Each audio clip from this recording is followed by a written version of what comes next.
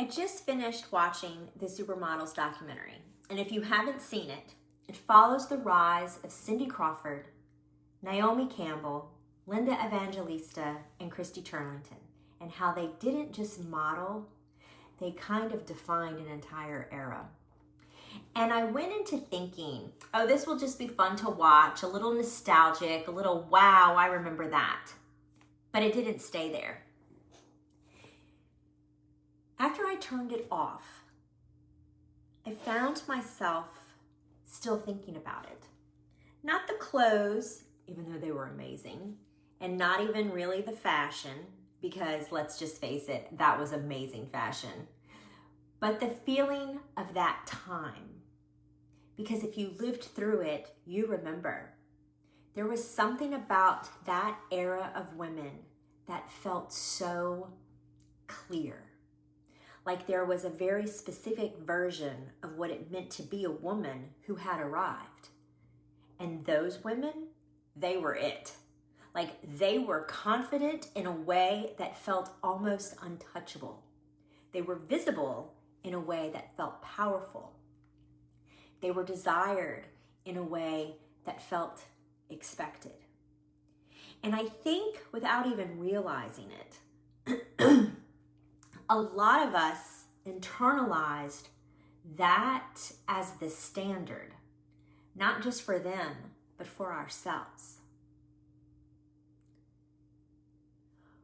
For what it meant to be at your best. Because it wasn't just the runway, it was everything around it.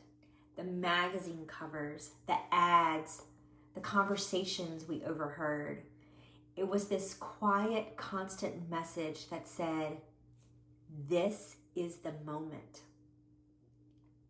This is when you're the most seen, valued, chosen. And there was this unspoken pressure to hold on to that moment for as long as you possibly could. And I don't think we questioned it. I just think we absorbed it. But watching it now, from this stage of life, I realized something that felt a little uncomfortable at first. We were shown their rise, but we were never really shown their evolution. I mean, sure, we, saw them in the news and whatever, but really, we didn't get to see that part. There was no real picture of what it looked like to keep going, to age, to change, to become something beyond that version. It was almost like that chapter was the headline and everything after was just kind of quietly skipped over. And that does something to you, because when you don't see what comes next, you start to believe maybe there isn't anything next, or at least nothing as meaningful. So without even realizing it, you start trying to hold on to that version of yourself. Not in a big, obvious way, but in small, subtle ones. The way you compare, the way you notice changes, the way you measure where you are now against where you used to be. And I mean, I can even see that in myself.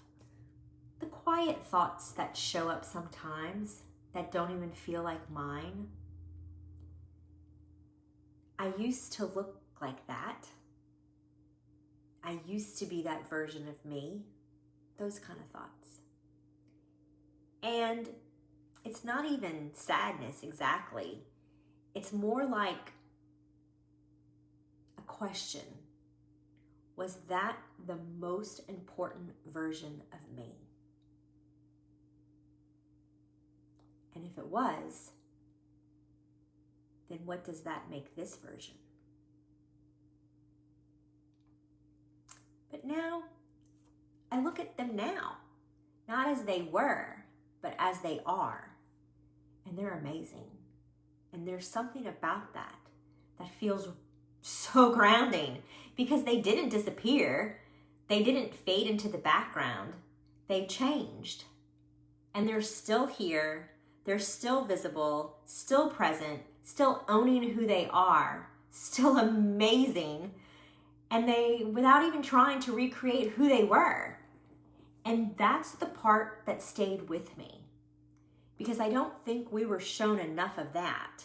We were shown how to arrive, but not how to continue. And maybe that's why this part of life can feel so disorienting, because you're not starting over, but you're also not who you were. You're just kind of somewhere in between.